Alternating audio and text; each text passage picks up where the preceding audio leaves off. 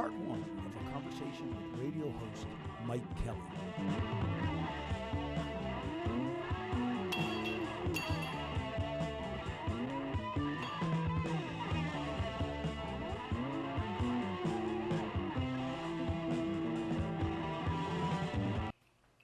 Do you think that's enough drink you're pouring in there?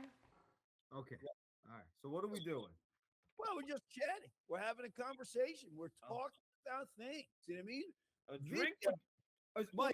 Will there be drinking involved? Well, there could be drinking involved. You said drink with Jeff. Should I use the big microphone? Mike, you have to have the big microphone. The big microphone. You don't have.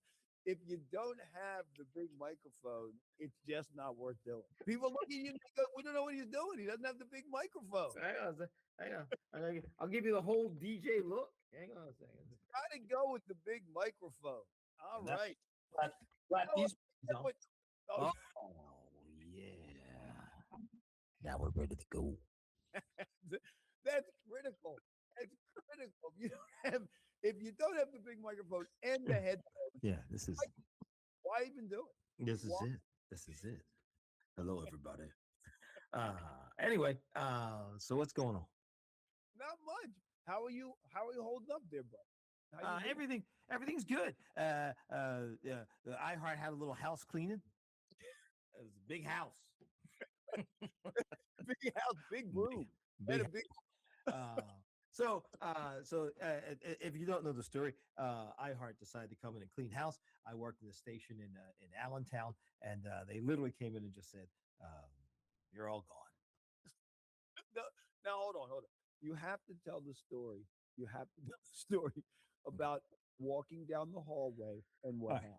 Well, here's what happened. A day before it all went down, we got this email. Everyone got it. It went out to the industry, and they said, "Listen, iHeart's about to do some restructuring." You know that beautiful word, restructuring. This is unbelievable. We gave everything to this company. How dare they do this without warning? So everyone just starts going, "Oh boy, here it comes." And luckily, the station I worked at did very well. They did very well with money. They did very well with ratings. So we had dodged the bullet many, many times. But if you work in radio, even in the littlest bit, you know that sooner or later, you are now above water. Like you are the next head to get cut. It just happens because they've cut everybody else down, and now you are the one sticking out. You know what I mean? Yep. So the letter came down, and everyone starts clinching a little bit, thinking, "Oh, here it comes. It's coming." So the next day, we walk in, and my co-host was asked down to go to a meeting. And then we thought, well, that's not. Especially when it said in the meeting will be 15 minutes or less. You're like, oh. Not a lot of time for discussion. Not much to be said in 15 minutes or less. Unless you're getting a raise. Here's your contract. But that was not the case. So she went down, and she comes walking back, which was weird because when you get fired, typically, once you're fired, they walk you out. You need to leave the premises now. But I haven't done anything wrong. But that is true. That was not the case. They said My experience, generally security meets outside the door and then generally escorts you out the exit. Yeah, and by the way, security at our station is anyone who's there. It doesn't. You're like, Craig, come with me. Who are you? You're now security and the guy firing people.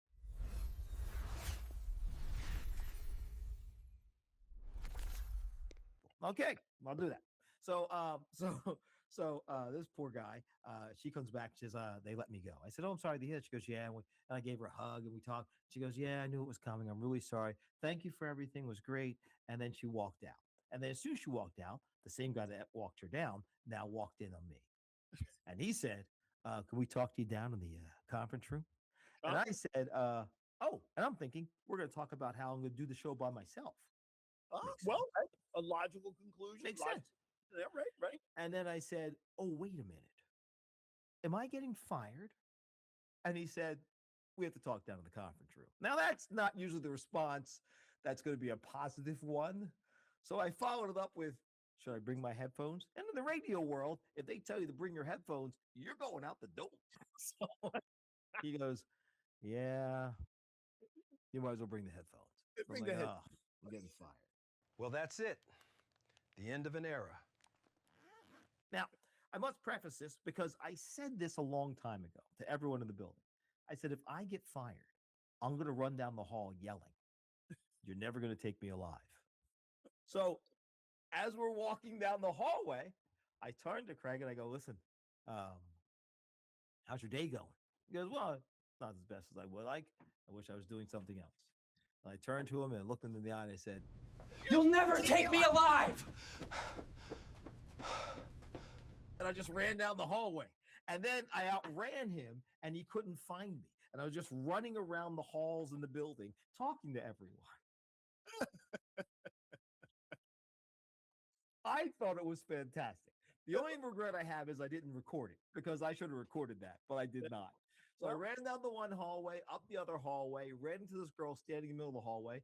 She's crying. And I said, "What are you crying for?" She goes, "Well, they fired Becca and they're firing you." And I go, "Why do you know who's getting fired before I do?" So I ran past her, ran up the other hallway, said goodbye to some people in the back because I didn't know if I was going to be back there or not. Right? And then I came back down the hallway and I see Craig. Now Craig is going this way, and the conference room is that way. So I wait till he walks past, and I sneak in and I go into the conference room. And the young lady who was there, lovely lady, beautiful woman, very talented, one of the best salesperson I ever worked with, sales manager, sitting there. She has to be the witness. She's also HR, I think, or something. And she looks at me and she's kind of teary-eyed. And she goes, "Only you would make me laugh during a horrible day like today." And I go, "Yeah, okay." That's right. And your point is what? Yeah, that's a good thing, right? So we sit there and they start to give me this speech. And I just said to him, "Look, I don't need a speech. It's not like this is a negotiation. It's not like you said, 'Look, if you do this, we're going to hire you back.' It's not like you're getting fired." So I just said, "Let's just get to it. Do I sign a paper now? Do you walk me out the door? What's going on?" He goes, "Well, you're fired." I said, "Yes, okay." He goes, All right. there'll be a package in a couple days. You can grab your stuff if you want. You don't have to leave the building. You've been a good guy." I said, "Okay." So that was that. That was. I walked back. I talked to some other people, and I thought, well, me and Becca on the morning show had been fired, and then I realized they were just firing everybody one by one. Thanks for watching. Make sure to stay tuned for part 2 of our interview with radio host Mike Kelly.